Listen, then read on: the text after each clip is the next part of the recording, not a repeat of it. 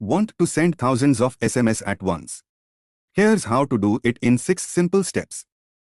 Visit our website www.lantechsoft.com. Download and install software Android Bulk SMS Sender in PC. Download and install SMS Sender Modem app in Android phone. Log in to the software or create an account using the new user sign-up link below. Connect Android phone using host IP by click here to add phone button. Add numbers manually or import them directly from an.xls or .csv file. Write your SMS text and click the Apply SMS to List button.